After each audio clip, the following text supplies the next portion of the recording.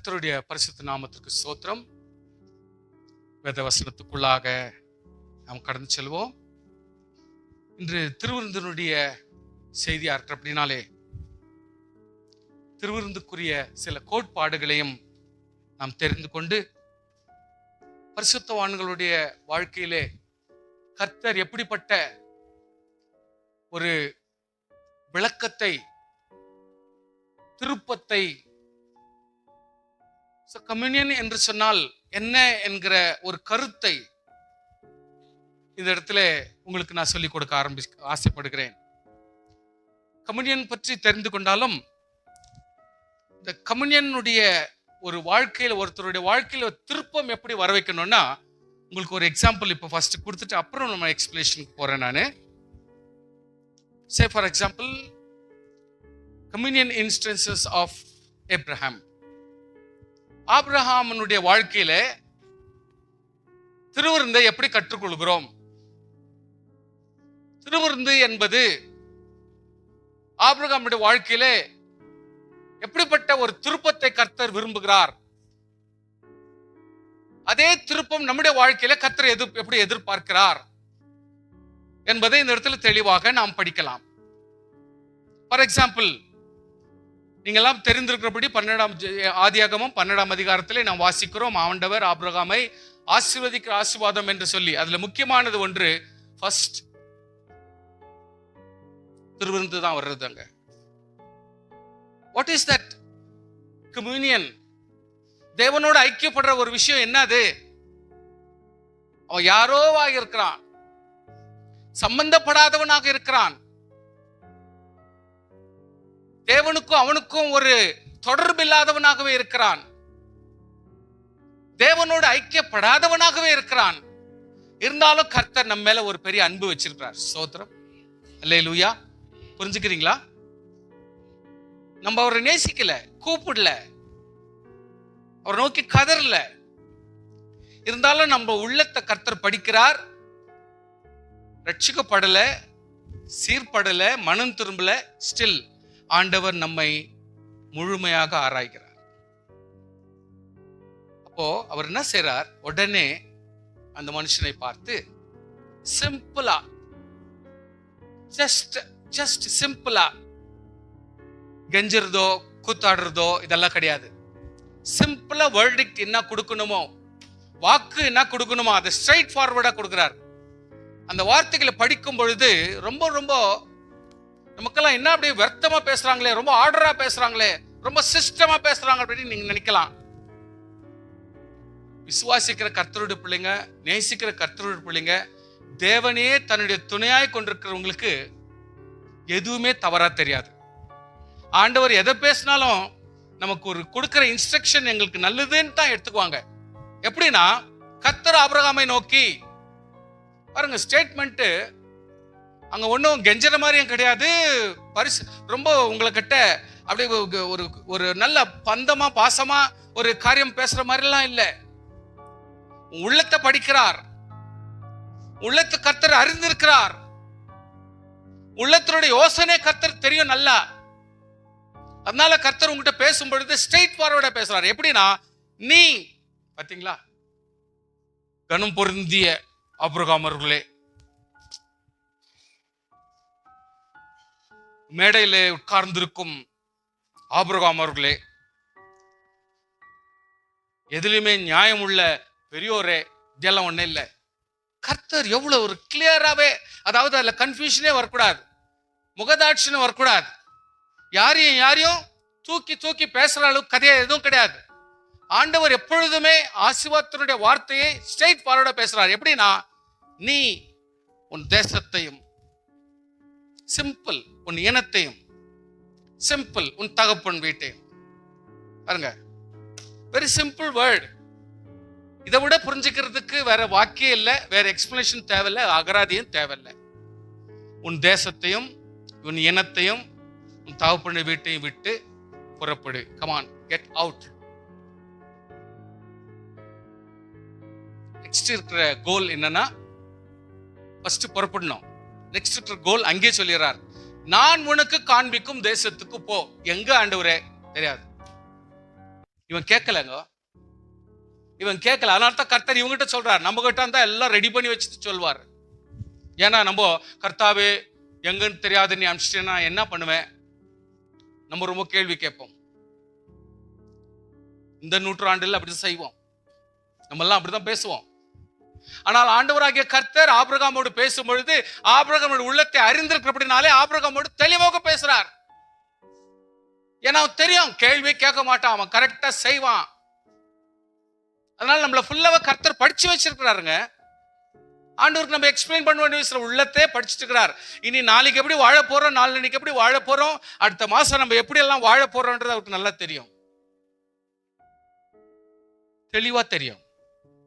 அதனால ஆண்டவர் அவங்களோட பேசும் பொழுது டீல் பண்றார். ரொம்ப கேர்ஃபுல்லா இருங்க, கர்த்தரை நேசிங்க, வார்த்தையை நேசிங்க.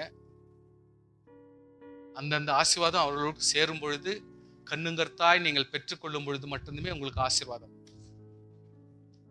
தேவனுக்கு இம்பார்ட்டன்ஸ் கொடுங்க. ஊழியம் செய்கிறோம், ஊழியம் செய்யட்டும். ஆராதிக்கும், ஆராதிக்கட்டும். ஒவ்வொரு செயலை பண்றோம், அந்தந்த செயலை செய்யட்டும். அப்பதான் அது நியாயம்.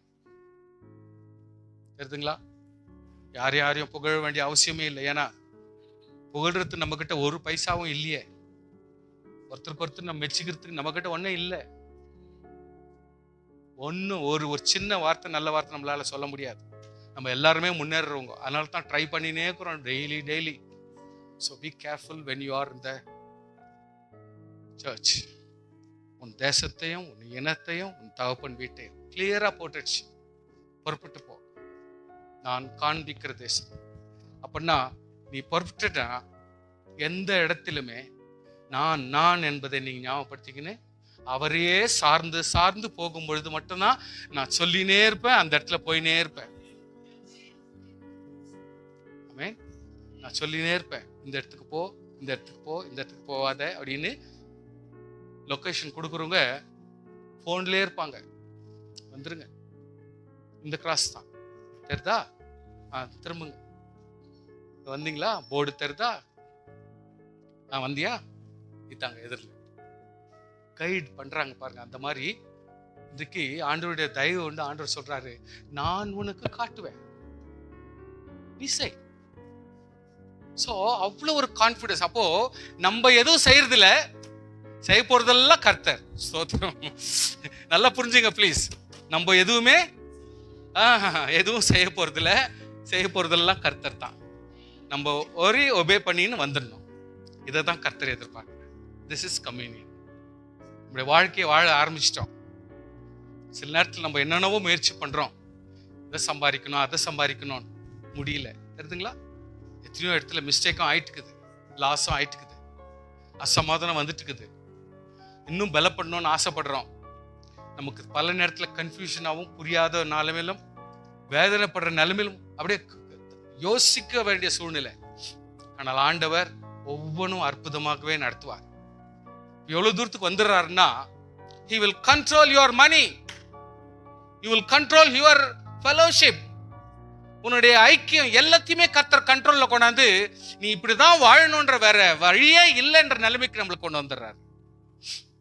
அப்ப விசுவாசிகள் நினைச்ச மாதிரி அலமோதாத ஒரே ஸ்ட்ரெயிட் ஃபார்வர்டா கர்த்தர் நடத்துறதுலே போனா ஆண்டவர் நம்மை இக்கட்டு மத்தியில், அதாவது இக்கட்டான ஒரு இடுக்கமான ஒரு நெருக்கமான வழின்ற மாதிரி கர்த்தர் நடத்த போதுமானவர்.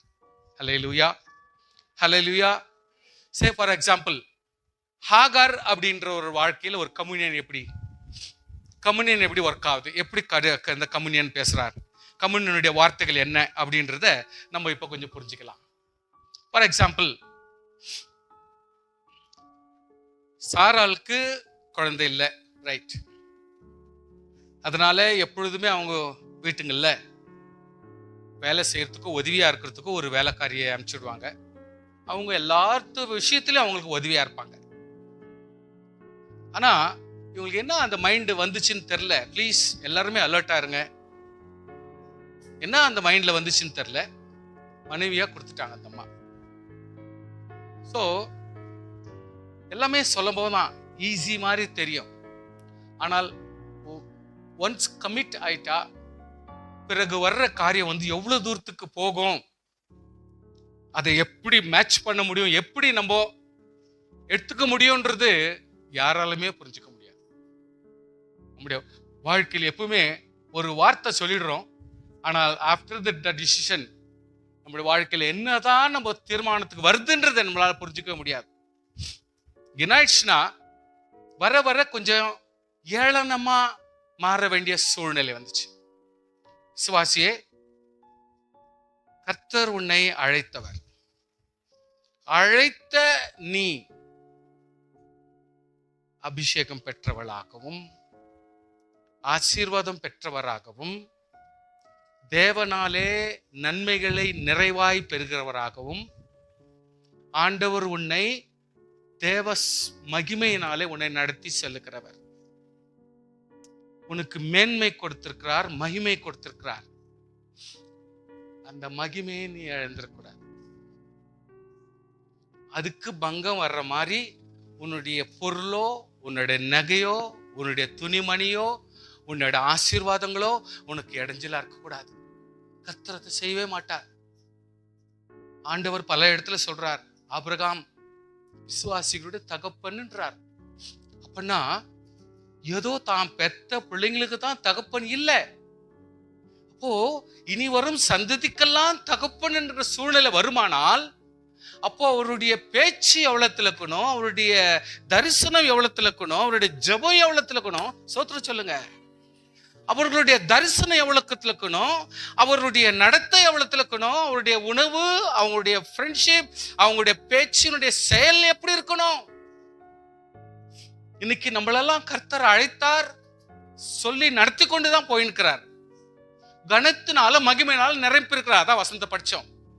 அப்போ நம்முடைய வாழ்க்கையில, இந்த நடை வாழ்க்கையில பலவித வித்தியாசமான காரியங்களை நாம் சந்திக்க வேண்டியிருக்கலாம். ஆனால் கர்த்தர் உனக்கு கொடுத்த மேன்மையை நாம் இழந்துடக்கூடாது. உன்னுடைய பேச்சு கேர்ஃபுல்லா இருக்கணும், உன்னுடைய பார்வை கரெக்டா இருக்கணும், உன்னுடைய நடத்தை கரெக்டா இருக்கணும். குறை சொல்ற மாதிரி, உன்னை கை காட்டுற மாதிரி வச்சுக்க கூடாது. ஹல்லேலூயா. ஜீவனுள்ளோருக்கெல்லாம் தாயானவள் சாராள். சாராய், இனிமேல் நீ சாராய் இல்ல, சாராள். ஏன்? நீ எல்லாருக்கும் தாயா போறனாக்கா நீ ஒரு தாயா மாறிடுற, குழந்தைய பிறக்க போறன்ற அர்த்தம். அதனாலதான் நீ சாராய் இல்ல, சாராள். சாராள்னா நீ அநேக சந்ததிகளுக்கெல்லாம் தாரையா இருக்க போறாய். நீ ஆபிராம் இல்ல, இனிமேல் நீ ஆபிரகாம். ஏன்னா உனக்குன்னு கர்த்தர் ஒரு சந்ததியை கொடுப்பார், அதுக்குள்ள நீ ஆத்திரப்பட்டு. அது மேன்மையான சந்ததி, அதுக்கு ஒரு மகிமை. உனக்கு பிறக்கிற குழந்தைக்கு ஒரு ஆசீர்வாதம், அதுக்கு ஒரு மகத்துவம். உண்மையில கர்த்தருடைய மகிமையை கர்த்தர்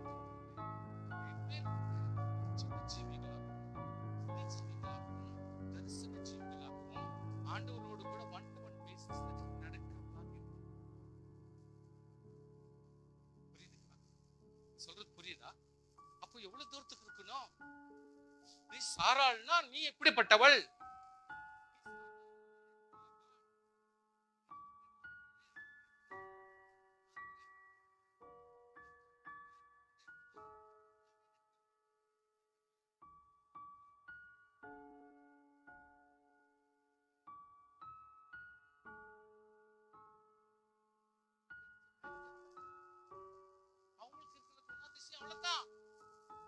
அவங்களுக்கு இருக்கிற ஜபம் அவ்வளவுதான்.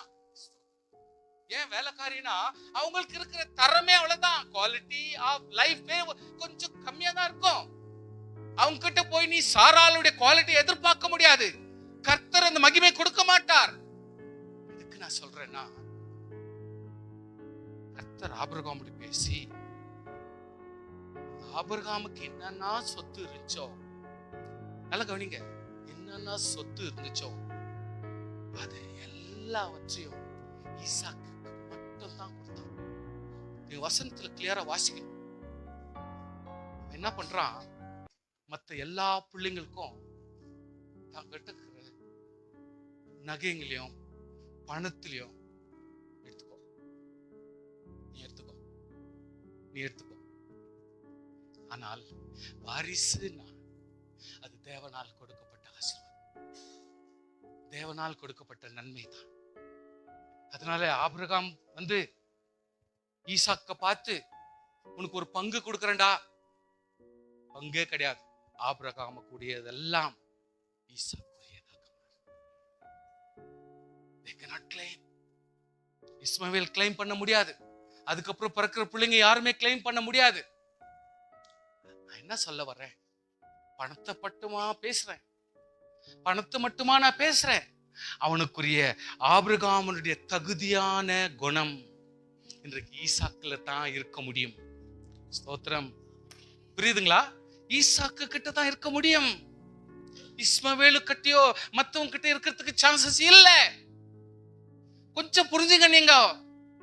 ஆனா அப்படினாலே கர்த்தருடைய பிள்ளைகள் எவ்வளவு தூரத்துக்கு அழைத்த ஆண்டவருக்கு நம்ம எவ்வளவு உண்மையா இருக்கணும், நம்முடைய செயல்பாடு எவ்வளவு உண்மையா இருக்கணும், எவ்வளவு தகுதியா இருக்கணும், இத கொஞ்சம் யோசிக்கணும்.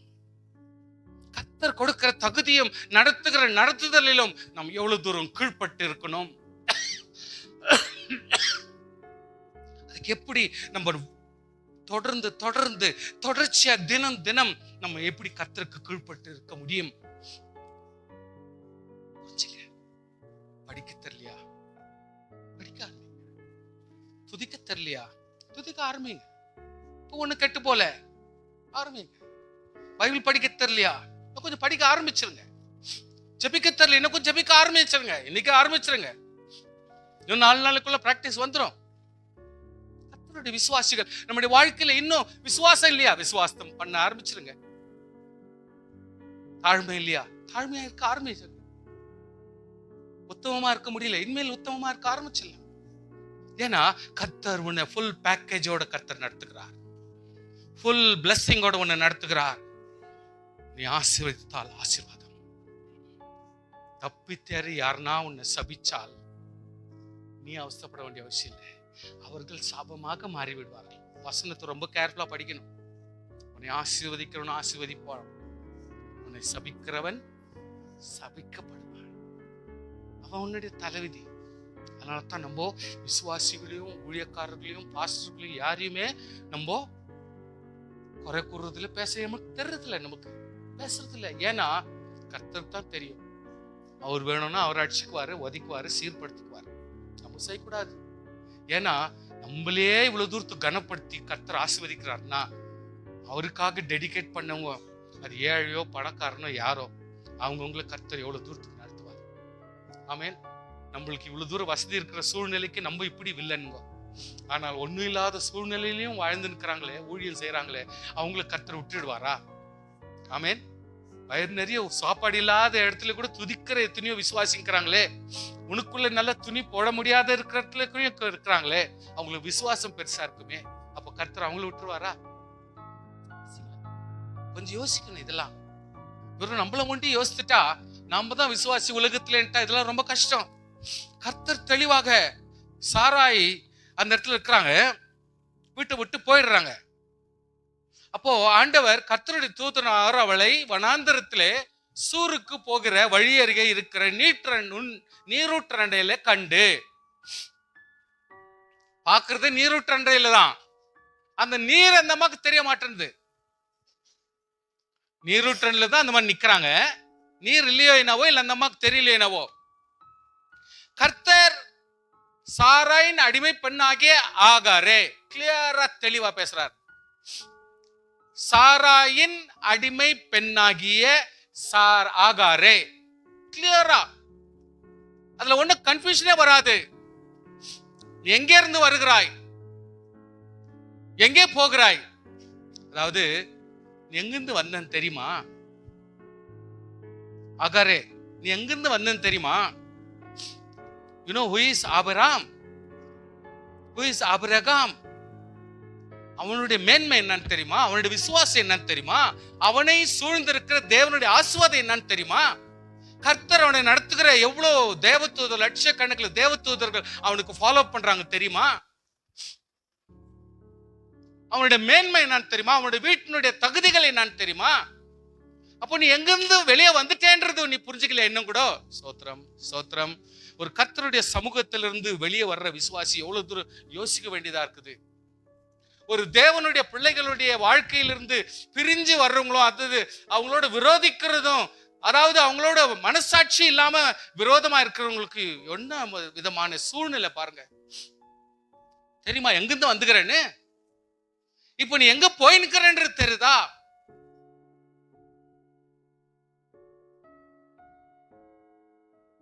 நம்முடைய வாழ்க்கையில நம்ம யோசிக்கணும், எங்க வந்துட்டோம், எங்க இருக்க வேண்டியவங்க எங்க வந்துட்டோம். கம்யூனியன் எங்க வந்துட்டு இருக்கிறோம்? எது உன்னுடைய டெஸ்டினேஷன், உன்னுடைய முடிவு என்ன ஆகும்? பல நேரத்தில் நம்ம எடுக்கிற தீர்மானங்கள், நம்முடைய காரியங்கள் எவ்வளவு தூரத்துக்கு இருக்குது யோசித்தீங்களா? யோசித்து பாத்தீங்களா? ஆண்டவர் இங்க ரொம்ப கிளியரா பேசுறாரு. நான் என் நாச்சியாராகிய சாராயை விட்டு ஓடி போகிறேன்.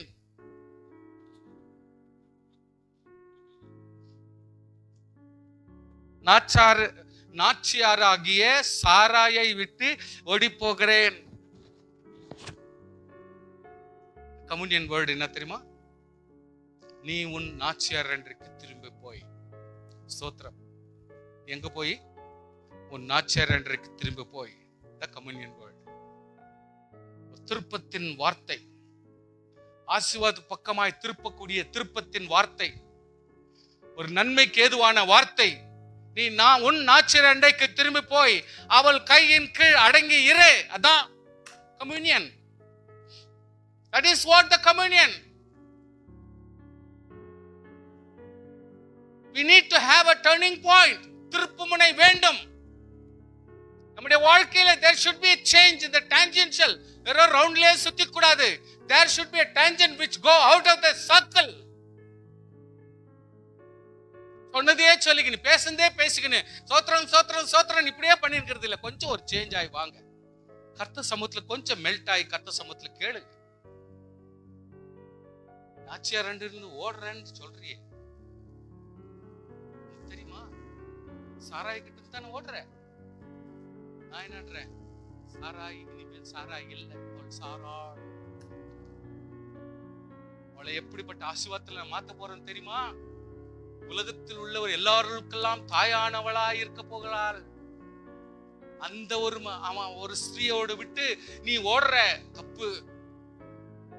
உன்னையும் நாம் ஆசீர்வதிக்க வேண்டுமானால் உடனே திரும்ப, உடனே நாச்சியார் அன்றைக்கு திரும்பி போய் அவள் கையின் கீழ் அடங்கி இரு. அடங்கி இருக்கிறது சில நேரத்துல நல்லது. ஸ்தோத்திரம். அல்லேலூயா. அடங்கி இருக்கிறது நல்லது. அடங்கி இருக்கிற வரைக்கும் உனக்கு ஆசீர்வாதம் அடைக்கலம். ஸ்தோத்திரம். அல்லேலூயா. நானா இருந்தாலும் சரி, எனக்கு எச்சரிப்பு கொடுக்கிற வேத வசனத்துக்கும் என்னோட பெரியவர்களுக்கும் நான் அடங்கி இருக்கிற வரைக்கும் தான் எனக்கு ஆசீர்வாதம், எனக்கு சேஃப்டி. அதே மாதிரி தான் ஒவ்வொரு விசுவாசிகளும், நீ வயசு எவ்வளவு நாக்கட்டும், எவ்வளவு தகுதியை நாக்கட்டும், நம்ம அடங்கி இருக்கிற வரைக்கும் தான் நமக்கு ஆசீர்வாதம் சேஃப்டியும். அடங்கி இல்லைனா ஆசீர்வாதத்தில் நம்ம இல்லை. கர்த்தர் ரொம்ப கிளியரா சொல்றார். There's lot of change அந்த இடத்துல வந்துருது. உடனே அபிரகாம் ஆண்டவர் அவனை மாற்றின பிறகு மடன்னு தெளிவாக சொல்றார். பாருங்க, ஆண்டவர் தெளிவா சொல்றார், உனக்கு ஒரு குழந்தை பிறக்கும். ஆபிரகாம் ஜெபம் பண்றான், கர்த்தாவே கர்த்தாவே கர்த்தாவே அந்த குழந்தைய கூட நீர் ஆசீர்வதிக்கணும் ஆண்டவரே. பதில் சொல்லுங்க, இப்ப பதில் சொல்லுங்க நீங்க. ஆண்டவரே போயிடுச்சு அந்த அம்மா, கர்த்தாவே அந்த குழந்தை நீர் ஆசீர்வதிக்கணும். இப்ப ஆண்டவர் ஆபிரகாம் வார்த்தை கேட்பாரா கேட்க மாட்டாரா? ஓடி போன பொம்பளை தான், விட்டு விட்டு ஓடி போன வேலைக்காரி தான். ஆனால் ஆபிரகாம் சொல்ற இந்த ஒரு வார்த்தைக்கு, ஜெபத்துக்கு கர்த்தர் பதில் கொடுக்காம போவாரா? யோசனை பண்ணீங்களா? See, small thing, எங்கிருந்தோ மறைவாய் செய்யற ஜபம் தான். அதான் ஜபம். ஜபம்ன்றது அவ்வளவுதான். நான் 10 பேருக்கு ப்ரொபகேட் பண்றது இல்ல.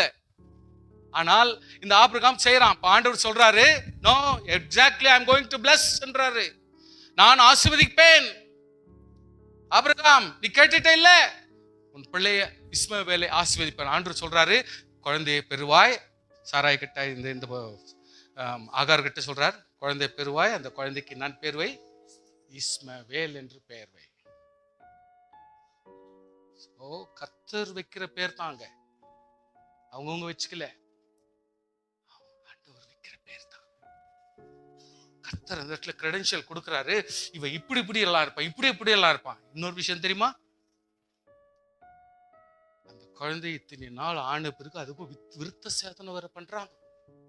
தட் மீன்ஸ் டு சே, கீழ்ப்படிஞ்சு அவங்க போயிருக்கிறாங்கன்னு அர்த்தம். ஆபிரகாமுடைய கை கீழே எத்தனை 1000 பேர் இருக்கிறாங்களோ, அவன் வேலைக்காரனாக்கட்டும் யாரனாக்கட்டும், எல்லாரும் சுத்திகரிப்பின் முறையில கர்த்தர் கொண்டு போறார். அது ஆபிரகாமை வச்சு கர்த்தர் கொண்டு போறார். ஸ்தோத்திரம், ஹல்லேலூயா. ஒரு தலைவன் ஒருவன் இருந்தால், அல்லது உன்னை தலைவனாய் கர்த்தர் ஏற்படுத்துறது உண்மையானால், நிச்சயமாக உன்னை கொண்டு கர்த்தர் உன்னுடைய அண்டரில் இருக்கிற எல்லாரையும் கர்த்தர் சீர்படுத்தும்படியான ஒரு முறையை கர்த்தர் கையாளுகிறார். அதுதான் விருத்த சேதனம். ஹல்லேலூயா. இந்த புதிய ஏற்பாட்டிலே விருத்த சேதனம்னா அதான் கதை. ஆண்டவராகிய கர்த்தர் சாங்டிஃபிகேஷன் பண்ணுகிறார். நாம் ஒவ்வொருவரும் சுத்திகரிக்கப்படுகிறோம். ஒவ்வொரு நாளும் ஒவ்வொரு நேரமும் யோபு சொன்னது போல, மகளுக்காகவும் இந்த மகனுக்காகவும் என் பிள்ளைங்களுக்காகவும் நல்லாதான் இருக்கிறாங்க, ஆனாலும் ஏதோ ஒரு தப்பு பண்ணியிருப்பாங்களே அப்படின்னு நினைச்சு அவன் ஒருத்தருக்காக ஜெபிக்கிறா இல்லைங்களா? இன்னைக்கு நம்ம எப்படி ஜெபம் பண்றோமா? யோசனை பண்ணுங்க. பிள்ளைங்க ஜெபம் பண்றாங்களா? நம்ம எல்லாருமே ஜெபிக்கிறோமா? தனி ஜெபத்துல உட்கார்றோமா? Do you have the private prayer? ஆண்டவர் சமூகத்துல உட்கார்றோமா? ஜெபிக்கிறோமா? அந்த வாய்ப்பு இருக்குதா? நமக்கு அந்த சந்தர்ப்பம் இருக்குதா?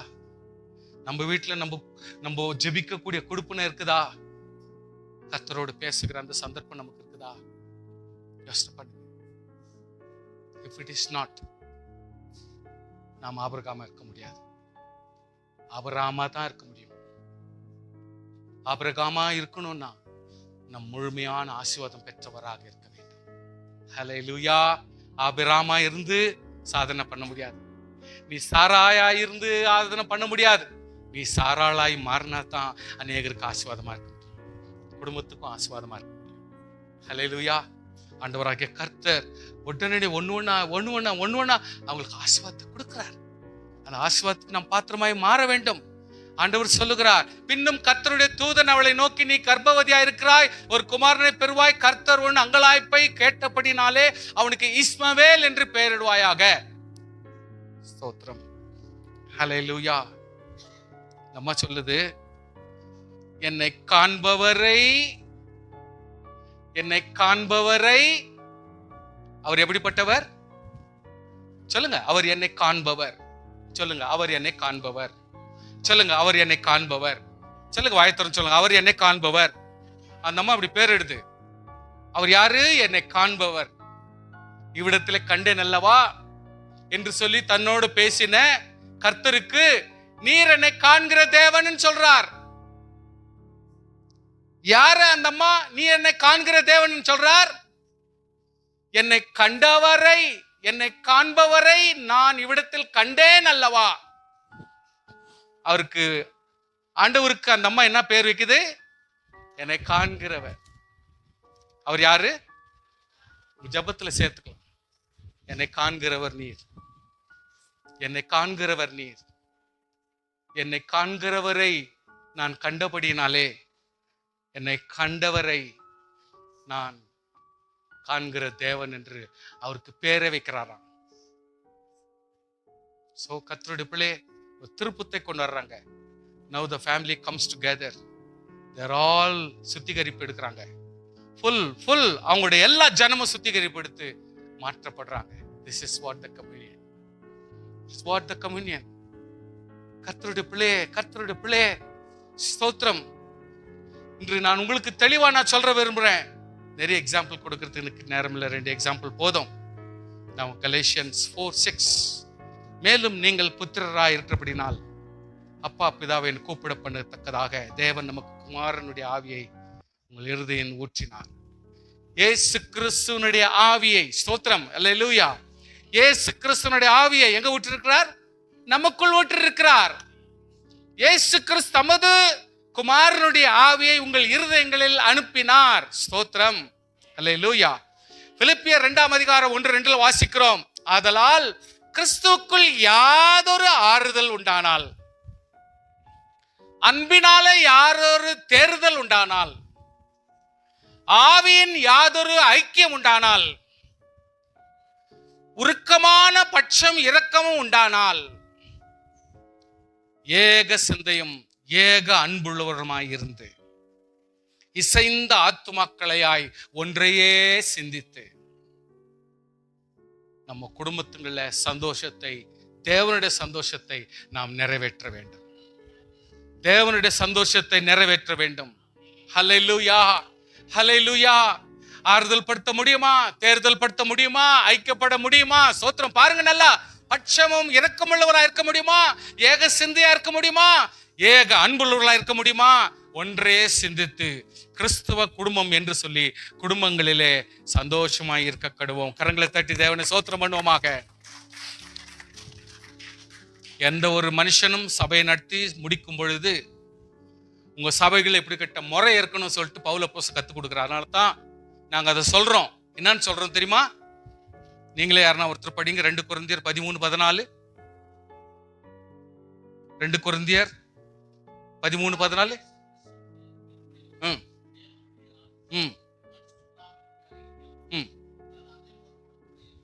அதான் நம்ம சொல்றோம் சார். சும்மா அவங்க இஷ்டத்துக்கு பேசுறதெல்லாம் இல்லை. சில பேர் நிறைய ஆட் பண்ணி 3 நிமிஷம் பொறுத்து தான் ஆசீர்வாதத்தை முடிப்பாங்க. நம்ம சும்மா எதுவும் அன்வான்டா தேவையில்லாதெல்லாம் எக்ஸ்ட்ராலாம் போட வேணாம். மீட்டிங் முடிஞ்சா போதும்னு நினைக்கிற அந்த டைம்ல சொல்ல வேண்டிய அந்த 3 வார்த்தை கரெக்டாக சொல்லிட்டா போதும். கர்த்தராகிய இயேசு கிறிஸ்துவினுடைய கிருபையும் தேவனுடைய அன்பும் பரிசுத்த ஆவியினுடைய ஐக்கியம். இப்போ ஃபர்ஸ்ட் எடுத்த உடனே கிருபை தான் தேவை. இயேசு கிறிஸ்துவினுடைய கிருபை தான் அங்கே தேவைப்படுது. தேவனுடைய அன்பு செகண்ட்ல வருது. பரிசுத்த ஆவியினுடைய ஐக்கியம் லாஸ்ட்ல வருது. இது எல்லாரோட கூட இருக்க வேண்டும் அப்படின்னு சொல்லிட்டு ஆசீர்வாதத்தை சொல்லி அனுப்புனா அவர்களுடைய ஆசீர்வாதம் அங்கே போய் சேர்ந்துடும். இதை தான் நம்ம படிக்கிறோம். உங்களுக்கும் ஒரு முறை இதை சொல்லி வச்சா, ஓ இதானா கதை, இதானா லாஸ்ட்ல பாஸ்டர் சொல்லினுக்கிறது, அவ்வளவுதான் சார். 2 கொரிந்தியர் 6:14 வாசிக்கிறோம். அந்நிய நுகத்திலே தேவனை அல்லாத ஒரு நுகத்திலே, தேவன் அல்லாத ஒரு பாரத்திலே, தேவன் அல்லாத ஒரு சூழ்நிலையில நீங்க மாட்டிக்காதீங்க. கர்த்தர் அல்லாத சில குழுவிலே, கர்த்தர் அல்லாத சில தொழுகையிலே, கர்த்தர் அல்லாத சில காரியங்களில நீங்க மாட்டிக்காதீங்க. இடம் கொடுக்காதீங்க, அதுக்கு ஒரு மரியாதை கொடுக்காதீங்க. ஏன்னா நீதிக்கும் அநீதிக்கும் சம்பந்தமே இருக்காது. ஸ்தோத்திரம். ஒளிக்கும் இருளுக்கும் எப்போ ஐக்கியமே இருக்காது, ஃபெலோஷிப்பே இருக்காது. கிறிஸ்துவுக்கும் பேலியாவுக்கும் ஒற்றுமை, இசைவு வராது. அவ்விசுவாசி விசுவாசிக்கு பங்கு எங்கிருந்து வரும்? அது எப்படி ஒன்னா பங்கா இருக்க முடியும்? தேவனுடைய ஆலயத்துக்கு விக்கிரகங்களுக்கு சம்பந்தம் எப்படி வரும்? பாருங்க எவ்வளவு ஒரு வித்தியாசம் இருக்குது பாருங்க. நீதிக்கும் அநீதிக்கும் சம்பந்தம் வராது. ஒளிக்கும் இருளுக்கும் ஐக்கியம் வராது. கிறிஸ்துவும் பெலியாளுக்கு இசைவு, அதாவது நெருக்கம் வராது. அவிசுவாசிக்கும் விசுவாசிக்கும் பங்கே வராது. அவங்களுடைய ஒரு பொறுப்பே இருக்காது. தேவனுடைய ஆலயத்துக்கும் விக்கிரகத்துக்கும் சம்பந்தமே வராது. நான் அவர்களுக்குள்ளே வாசம் பண்ணி அவர்களுக்கு உலாவி அவர்கள் தேவனாய் இருப்பேன், ஜனங்களாய் இருப்பாங்க. நீங்கள் தேவனுடைய ஆலயமா இருக்கிறீர்களே. நம்மளாம் யாரு? ஜீவனுள்ள தேவனுடைய ஆலயமா இருக்கிறோம். அதனால சம்பந்தப்படாத இடத்துங்கள்ல நம்ம சம்பந்தமே படக்கூடாது. எந்த இடத்துலயுமே அந்த ஒரு மனசாட்சிக்குள்ள ஒரு ஸ்ட்ரிக்டா இருக்கணும். மனசாட்சியில உறுதியோடு இருக்கணும். ஆனப்படினால் நீங்கள் அவர்கள் நடுவிலிருந்து புறப்பட்டு பிரிந்து போய், மனதளவிலே வெளியில பேச முடியாது ஐயா, வெளியில சொல்ல முடியாது. சில விஷயத்தை வெளியில பேசக்கூடாது. விசுவாசிகள் நண்பர்களோட கூட பேசக்கூடாது, குழந்தைகள்கிட்ட கூட பேசக்கூடாது. சொன்னா கீழ்ப்படியும். தேவையில்லாத காரியத்தை பேசக்கூடாது. யாரை குறித்து விமர்சனம் சொல்லக்கூடாது. யாரை குறித்து நீங்க விமர்சனம் பேசாதீங்க. இயேசுவை குறித்து சொல்லணும்னு கர்த்தர் சொன்னா அதை மட்டும் நீங்க சொல்ல பழகுங்க. அல்லேலூயா. அவங்க சரியில்லை, இவங்க சரியில்லை, இது இஷ்டம் இல்லை, அது இல்லை, அதெல்லாம் மனசுல வச்சுக்கோ. எதுவும் வெளியே சொல்லக்கூடாது. அசுத்தமானதை தொடாதிருங்கள் கர்த்தர் சொல்லுகிறார். அப்பொழுது நான் உங்களை ஏற்றுக்கொண்டு உங்களுக்கு பிதாவாய் இருப்பேன், நீங்கள் எனக்கு குமாரரும் குமாரத்திலா இருப்பீர்கள், சர்வ வல்லமுள்ள கர்த்தர் சொல்லுகிறார். வெளிப்படுத்தல் 3:20 வாசிக்கிறோம். நீ ஐஸ்வர்யவான் ஆகும்படிக்கு. அல்ல கவனிங்க, முக்கியமான பாயிண்ட். யாரெல்லாம் ஐஸ்வர்யமா இருக்கணுமோ நெருப்பிலே புடமட்ட பொண்ணா மாறணும். ஸ்தோத்திரம். அல்லேலூயா. ஐஸ்வர்யவான் ஆகும்படி நெருப்பிலே புடமிட்ட பொன்னையும் நீ நிர்வாணமாகிய அவலட்சணம் தோன்றாதபடிக்கு உன் உடுத்திக் கொள்ள வெண் வஸ்திரங்களையும் என்னிடத்தில் வாங்கிக்கொள். என்கிட்ட வாங்கிக்கோங்க. உங்களுக்கு என்ன தேவை? பணக்காரன் ஆகணும்னா நெருப்பிலே புடமட்ட பொன்னை போல நம்ம மாற வேண்டும். நம்முடைய அவலட்சணம் வெளியே தெரியக்கூடாதுன்னு சொன்னா கர்த்தரை கேட்டு வெண் வஸ்திரம் தரித்து கொள்ள வேண்டும், பரிசுத்தத்தை தரித்து கொள்ள வேண்டும். ஹல்லேலூயா. ஜெபத்தை தரித்து கொள்ள வேண்டும். ஸ்தோத்திரம் சொல்லுங்க பார்க்கலாம். ஹல்லேலூயா. நீ உன் பார்வை அடையும்படிக்கு உன் கண்களுக்கு கலிங்கம் போட வேண்டும். You need to put the spectacle, அதாவது ஈக்குவலா ஒரு ஸ்பெக்டாக்கிள் போடணும். What is that spectacle? ஆவிக்குரிய தரிசனம், ஆவிக்குரிய விஷன், ஆவிக்குரிய பார்வை, ஆவிக்குரிய ஒரு தரிசனம் நமக்கு வேணும். வெறும் பார்க்கிறது பார்வை இல்லை, அது உள்ளான ஒரு பார்வை, அது ஆவிக்குரிய பார்வை. ஒரு ஆவிக்குரிய பார்வையாக நமக்குள் இருந்தால் அது தரிசனமாய் கர்த்தர் மாறும். நான் நேசிக்கிறவர்களோ அவர்களை கடிந்து கொண்டு சிட்சிக்கிறேன். ஆகையால் நீ ஜாக்கிரதையா இருந்து மனம் திரும்பு. இதோ வாசற்படி நின்று தட்டுகிறேன். ஒருவன் என் சத்தத்தை கேட்டு கதவை திறந்தால் அவனிடத்தில் நான் பிரவேசித்து அவனோட போஜனம் பண்ணுவேன், அவனும் என்னோட போஜனம் பண்ணுவான். சோ ஆல்ரவுண்ட் போஷாக், ஆல்ரவுண்ட் போஷாக் கொடுக்கிற கர்த்தர். நான் ஜெயம் கொண்டு என் பிதாவுடைய சிங்காசனத்திலே அவரோடு கூட உட்கார்ந்தது போல. ஸ்தோத்திரம் சொல்லுங்க. நான் ஜெயம் கொண்டு என் பிதாவினுடைய சிங்காசனத்திலே அவரோடு கூட உட்கார்ந்தது போல. கருத்தை உயர்த்துங்க எல்லாரும். ஜெயம் கொள்ளுகிறவனாகிய நான் தேவனுடைய சிங்காசனத்தில் அவரோட கூட உட்காரும்படி அருள் செய்வார். நம்ம எல்லாரையும் அவரோடு கூட உட்காரும்படி அருள் செய்கிற தேவனுக்கு கரங்களை தட்டி ஸ்தோத்திரம் பண்ணுவோமாக. தேவனாகிய கர்த்தர் ஜெயம் கொண்டு பிதாவினுடைய வலது பார்சத்தில் உட்கார்ந்தது போல நாமும் ஜெயம் கொள்வோம். ஆனால் நாமும் அவரோடு கூட அந்த சிங்காசனத்தில் உட்கார தேவன் பர்மிஷன் கொடுத்திருக்கிறார்.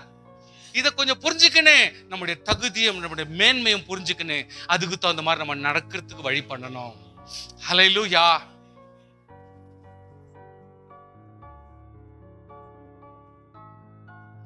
ஒன்று கொரிந்தியர் 10:20 வாசிக்கிறோம். மாமிசத்தின்படியான இஸ்ரவேலரை பாருங்கள், பலிகளை புசிக்கிறவர்கள் பலிபத்தோடு ஐக்கியமா இருக்கிறார் அல்லவா? இப்படி இருக்கிற விக்கிரகம் ஒரு பொருள் என்றும் விக்கிரகத்துக்கு படைக்கப்பட்டது ஒரு பொருள் என்று நான் சொல்றேன்னா, அஞ்ஞானிகள் பலியிடுகிறவர்களை தேவனுக்கு அல்ல பேய்களுக்கு பலியிடுகிறார்கள் என்று சொல்லுகிறேன். நீங்கள் பேய்களோட ஐக்கியமா இருக்க எனக்கு மனசு இல்லை. நீங்கள் கர்த்தருடைய பாத்திரத்திலும் பேய்களுடைய பாத்திரத்திலும் பண்ணக்கூடாது. ரெண்டிலும் பங்கா இருக்கக்கூடாது. நீங்கள் கர்த்தருடைய போஜன பந்திக்கும் பேய்களுடைய போஜன பந்திக்கும் பங்குள்ள ரெண்டுத்திலும் கலந்துகிற ஆளா இருக்கக்கூடாதே. நாம் கர்த்தருக்கு எரிச்சலை மூட்டலாமா? கர்த்தர்கிட்டே நம்ம எரிச்சலா இருக்கலாமா? அவரிலும் நாம் பலவான்களா? அவரை மேல் நாம ஜெயிக்க முடியுமா? எல்லாவற்றையும் அனுபவிக்க எனக்கு அதிகாரம் உண்டு. That's your choice. ஆகிலும் எல்லாமே நமக்கு தகுதியா வராது. ஸ்தோத்திரம். எல்லாவற்றையும் அனுபவிக்க எனக்கு அதிகாரம் இருக்குது, அனுபவிக்கிறதுக்கு கூட அதிகாரம் கொடுத்திருக்கிறார். ஆனா எல்லாம் பக்தி விருத்தியை உண்டாக்காது. ஸ்தோத்திரம். இந்த சின்ன சின்ன பாயிண்ட்டுங்கெல்லாம் நீங்க ரொம்ப கேர்ஃபுல்லா எடுத்துக்கணும் sir. need to take it very very considered manner. Please. ஒவ்வொருவனும் தன் சுய போஜனத்தை தேடாமல் பிறருடைய பிரயோஜனத்தை தேடக்கட. எப்பவுமே நான் நான் நானுங்கிறத விட நம்முடைய குடும்பம், நம்முடைய சபை, நம்முடைய சமுதாயம், கர்த்தர் தேசத்துக்காக நம்மை வச்சிருக்கிற ஒரு நோக்கம், இதெல்லாம் புரிஞ்சுக்க நம்ம பலப்பட்டா எப்பவுமே நல்லது. ஹல்லேலூயா. ஆகாரோடு கர்த்தர் தெளிவாய் பேசுகிறார், ஆபிரகாமோடு தெளிவாய் பேசுகிறார். தானா வர்றாங்க, நடத்துறார். இன்னைக்கு நம்முடைய வாழ்க்கையில ஏதோ ஒரு கோணத்துல ஒண்ணு நினைச்சுக்கின்னு எல்லாரும் நமக்கு பிரியமா இருப்பாங்க நினைச்சா பிரியமா இருக்க முடியாது. கர்த்தர் சொல்றபடி நம்ம கேட்டு நடக்கும் பொழுது மட்டுமே நாம் கர்த்தரை பின்பற்றுவதாகவும் அந்த ஆசீர்வாதத்தை உடையவராக மாற முடியும். ஆமென். ஜெயம் கொண்டு தேவனுடைய சிங்காசனத்திலே உட்கார்ந்தது போல நாமும் ஜெயம் கொள்ள வேண்டும். அல்லேலூயா. ஜெயம் கொண்டால் மட்டுமே நாம் கர்த்தருடைய சிங்காசனத்தில் உட்கார முடியும். ஜெபம் செய்யலாமா? ஹல்லேலூயா, ஹல்லேலூயா.